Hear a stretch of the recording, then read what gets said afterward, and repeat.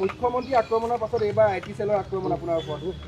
ইতিমধ্যে গোচৰ দিবলৈ আহিছে কি ক'ব হয় এই চাওক মই মাত্ৰ এবাৰ পানবজাৰ চাইবাৰ পুলিচ ষ্টেচনত মই এবাৰ এফআইআৰটো লঞ্চ কৰিলোঁ এইমাত্ৰ আৰু মই গোটেইখিনি তেওঁলোকক তথ্য দিলোঁ আৰু ইয়াতে মই কেইজনমান মানুহৰ আপোনাক দেখাব বিচাৰিছোঁ স্ক্ৰীনশ্বট ইয়াতে বলেন বৈশ্য তেওঁৱে মোৰ বিষয় লৈ এনেকুৱা ফেক ইনফৰ্মেশ্যন চাৰ্কুলেট কৰি আছে ইণ্টাৰনেটত আৰু এজন আছে বিশ্বজিৎ বৰ্মন বুলি তেওঁ এনেকৈ সেম সেই AI জেনেৰেটেড ডিপ ফেক ভিডিঅ'টো শ্বেয়াৰ কৰি আছে ইণ্টাৰনেটত আৰু এজন মানুহ আছে অভিজ্ঞান দিহিঙীয়া বুলি আৰু তেওঁ এনেকৈ মোৰ মাৰ কথা লৈ এনেকৈ মিছা ইনফৰ্মেশ্যন তেওঁলোকে ইণ্টাৰনেটত স্প্ৰেড কৰি আছে আৰু তেওঁক মই এটা কথা দেখাব বিচাৰিছোঁ আপোনালোক সকলোকে আপোনালোকে চাওক কোনবোৰ মানুহে ফেক ইনফৰ্মেশ্যন চাৰ্কুলেট কৰি আছে এইজন হ'ল অভিজ্ঞান দিহিঙীয়া যোনে বিজেপিৰ ভাৰতীয় জনতা যুৱা মৰ্চা মিডিয়া চেলত কাম কৰে ধেমাজিত ইয়াতে তেওঁৰ ডেজিগনেশ্যনটো লিখা আছে এইজন মানুহ আৰু চাওক তেওঁৰ কাৰ লগত ফটো আছে চ' এইবোৰ মানুহে মোৰ বিষয় আৰু মোৰ পৰিয়ালৰ বিষয়ে ফেক এলিগেশ্যনছ লগাই গোটেই ইণ্টাৰনেটত এতিয়া চাৰ্কুলেট কৰি আছে আৰু এটা কথাই ক'ব বিচাৰিম যে তেওঁলোকে ইমান তললৈ কিয় নামিছে মই নাজানো মই ভাবাই নাছিলোঁ যে তেওঁলোকে ইমান তললৈ নামিব পাৰে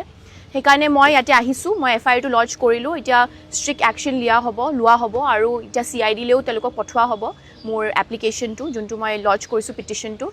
আৰু CIDয়ে যিমানখিনি লিগেল কোৰ্চ অফ একশ্যন ল'ব লাগে তেওঁলোকে ল'ব আৰু আহি থকা দিনত যদি কিবা এনেকুৱা আৰু মফড বা ফেক ভিডিঅ'জ যদি তেওঁলোকে আৰু ওলায় তেতিয়া তাৰ ওপৰত ষ্ট্ৰিক্ট একশ্যন ল'ব CIDয়ে চ' সেইখিনি মোক এশ্বৰেঞ্চ দিছে আপুনি বিজেপি আইটি সেলৰ বিৰুদ্ধে এইটো কৰিছে নে ব্যক্তিগতভাৱে ব্যক্তিগত আৰু বিজেপি আইটি সেলৰ বিৰুদ্ধে দুটাই কাৰণ এতিয়াতো এইজন মই তিনিজন এনেই এক্সাম্পল দিছোঁ যোনটো মই দেখাইছোঁ কাৰণ মই কিছুমানটো তথ্য দিব লাগিব এনেকুৱাতো হাজাৰ প্ৰফাইল হ'ব পাৰে হাজাৰ ফেক প্ৰফাইল হ'ব পাৰে চ' আপোনালোকেতো যিহেতু জানে 501ৰ কথাটো চ' তাৰ পৰা হাজাৰ প্ৰফাইল হ'ব পাৰে যোনে এনেকুৱা মোৰ AI generated deep fake video' circulate কৰিব পাৰে আৰু যিহেতু এতিয়া ইলেকশ্যনৰ সময় তেওঁলোকে এতিয়া যিমান পাৰে মিছ ইনফৰ্মেশ্যন চাৰ্কুলেট কৰিব বিচাৰিছে আৰু মই এটা কথাই ক'ম যে এতিয়া ইমান তেওঁলোকে কি ভয় খাব লগা হৈছে মই নিজে বুজি পোৱা নাই মই ইমান সৰু ছোৱালী জাষ্ট আহিছোঁ মই ৰাজনীতিত আৰু তেওঁলোকে ইমান তললৈ নামি এইবোৰ যোনটো কাণ্ড কৰি আছে সঁচাকৈ মোৰ মানে কি ক'ম আৰু মই ছাৰপ্ৰাইজড আৰু হয় এতিয়া মই যিহেতু এফআইআৰটো লঞ্চ কৰিছোঁ দেখা যাব কি ষ্ট্ৰিক্ট একশ্যন লোৱা হ'ব বিজেপিত 1500 টকীয়া ভক্তৰ কথা বহু চৰ্চা হৈ থাকে এয়া সেইসকল ভক্তৰে কাৰুকাৰ্য বুলি ভাবে নাজানো মই কি ভাবোঁ এতিয়া সেই কাৰ্যই হয় নে কি হয় কিন্তু যিহেতু আমি ইমান শুনি আহিছোঁ ৰুমাৰ্ছ এবাউট 501 এণ্ড এক্সেট্ৰা আৰু বিজেপি আইটি সেলৰ কথাটো আমি সকলোৱে জানোৱেই তেওঁলোকে কেনেকৈ কামবোৰ কৰে চ' আই থিংক সেইবোৰৰে এইবোৰ কাম হ'ব সেইটোৱে ক'ম মই মানসিকভাৱে আপোনাক ছাপোৰ্ট পেলোৱাৰ বাবে এইবিলাক কৰিব পাৰে নেকি হয় তেওঁলোকে এইবোৰ ভয় খুৱাব বিচাৰিছে তেওঁলোকে এইবোৰ ফেক এলিগেশ্যন লগাই মানুহৰ মাজত মোৰ পৰিয়ালৰ বদনাম কৰিব বিচাৰিছে চ' মই সেইটোৱে ভাবোঁ সেইটো ভাবিয়ে তেওঁলোকে এইবোৰ কৰি আছে 501ৰ প্ৰসংগ আপুনি কৈছে এই বিষয়টো এজন বিজেপিৰ ভিতৰুৱা মানুহে কৈছে এইটো এৰাই চলিব নোৱাৰে আজি তাৰিখত সেইটোৱে যিহেতু ভিতৰৰ মানুহে কৈছে মইতো নাজানো ময়ো সেই ৰুমাৰ্ছ শুনিয়ে কৈছোঁ যে হ'ব পাৰে হয় চাগে আৰু দেখিতো লাগিছেই যে হয় কাৰণ এইবোৰ আৰু এইটো বুলিয়ে নহয় মোৰ এতিয়া যোনখিনি ইনষ্টাগ্ৰামত মোৰ যিমানখিনি পষ্ট আছে তাতে আপোনালোকে গ'লেই দেখা পাব যে এসোপা কমেণ্টছ এনেকৈ মানে একে কমেণ্টছে তেওঁলোকে হাজাৰবাৰ কপি কৰি সেইবোৰ মোৰ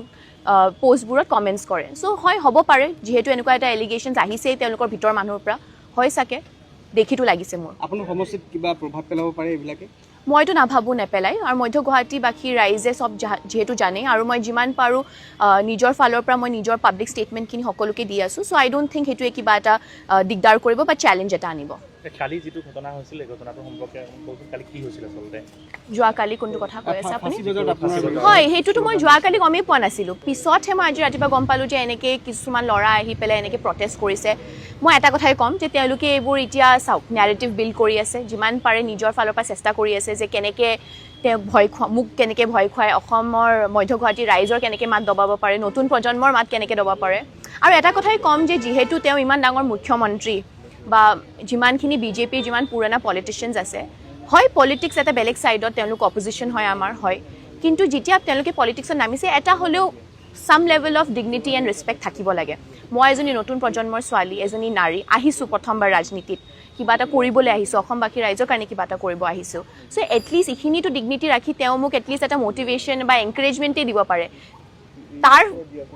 মানে বিপৰীতে তেওঁলোকে যোনটো কাম এতিয়া কৰি আছে সেইটো দেখিতো মোৰ লগা নাই যে তেওঁলোকৰ সেইখিনি ছেল্ফ ৰেচপেক্ট আৰু ডিগনিটি আছে